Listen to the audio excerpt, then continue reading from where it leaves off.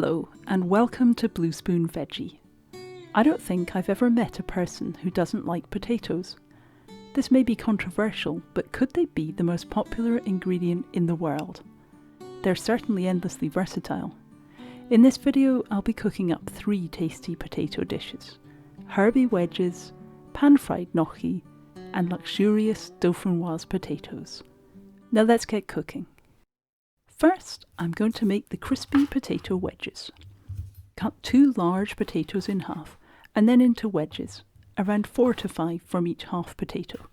I don't bother peeling the potatoes, but you can if you prefer. Cheap and easy to make, this is also quite a quick side dish to put together. Transfer to a pan, then bring to the boil and simmer for 5 minutes. Drain the potatoes and then leave in the warm pan to dry out a little. Place the wedges in a large bowl and pour over around 1 tablespoon of olive oil. That may have been slightly generous, but never mind. I'm adding flavour with dried mixed herbs and salt and pepper.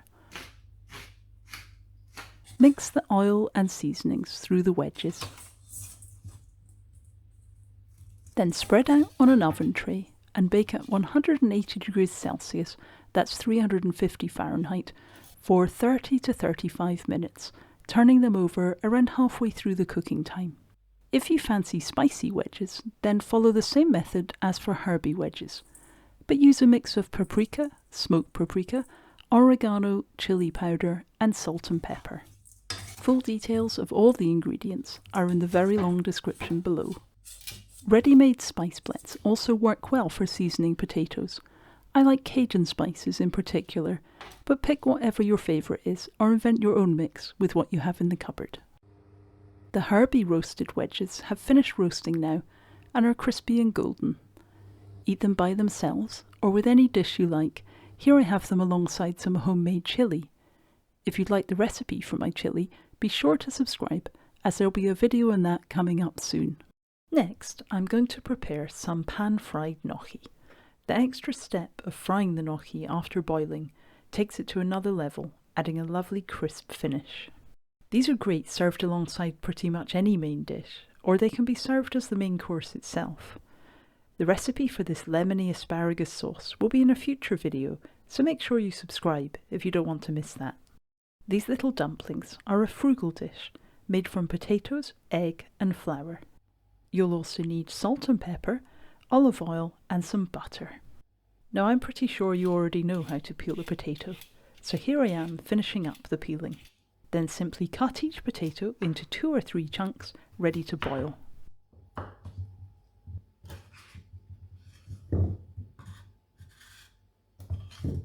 Boil the potatoes for around 15 minutes until tender. Then drain the potatoes ready to mash.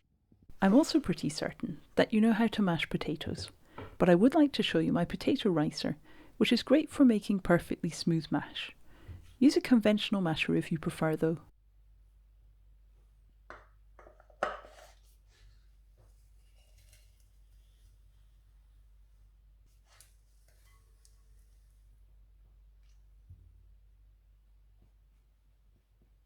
Once you've finished mashing all the potatoes, add some seasoning.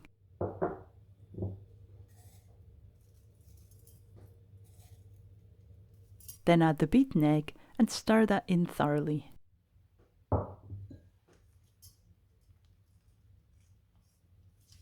Add in most but not all of the flour and stir that in thoroughly as well.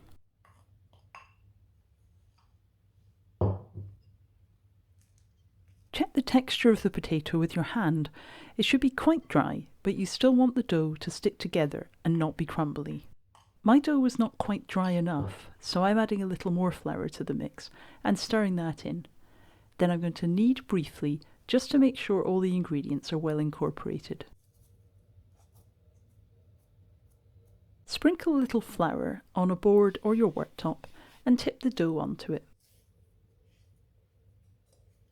Form the dough into a log shape and then cut into 3 pieces.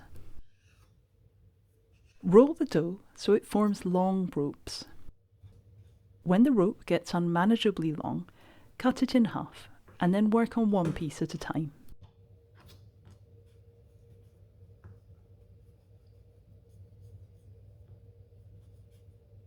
then cut into bite-sized rectangles.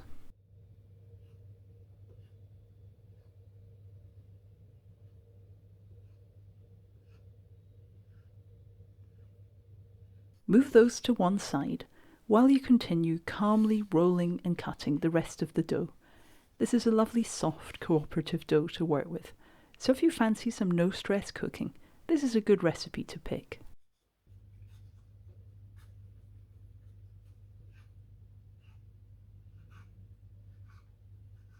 Once your little army of gnocchi are ready, heat up a large pan of water until it's boiling.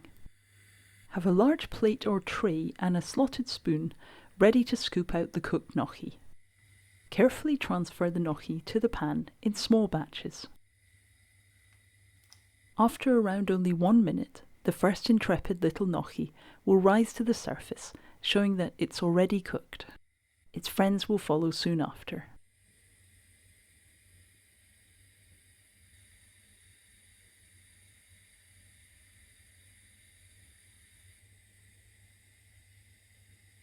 Once the full batch has risen to the top, scoop them out and spread out on the plate or tray. Continue cooking the rest of the gnocchi in the same way until they've all risen. Sticking together is what good gnocchi do. Let me know in the comments if you get that reference.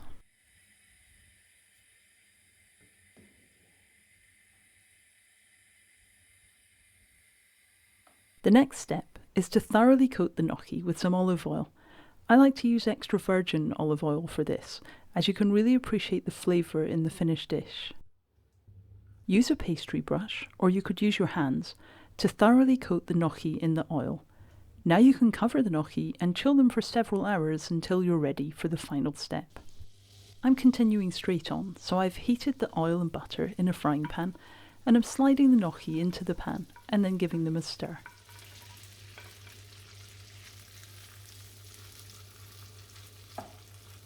Fry the gnocchi for 5 to 10 minutes until they're golden. Then serve them alongside whatever else you fancy. Here I'm serving them with some quiche and green veg, and also adding a little shop-bought tomato pasta sauce. The final dish I'll be making today is a favourite for many people. These few ingredients are easily turned into decadent Dauphinoise potatoes. You'll need to make a start on this either the day before you want to eat it, or you could begin in the morning if it's to be part of dinner. Peel the potatoes. These are Maris pipers, which is a good variety for many potato dishes. Have a big bowl full of cold water ready, then slice the potatoes as thinly as you can, either with a knife or with a mandolin slicer if you have one.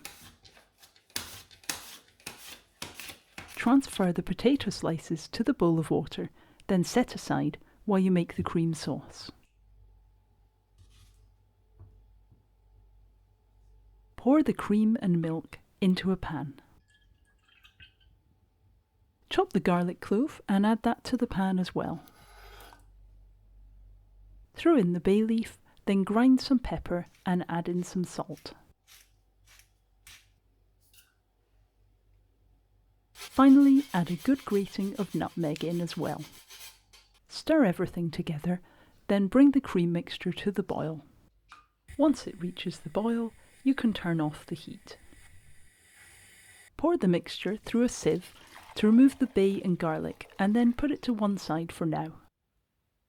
Let's return to the potatoes.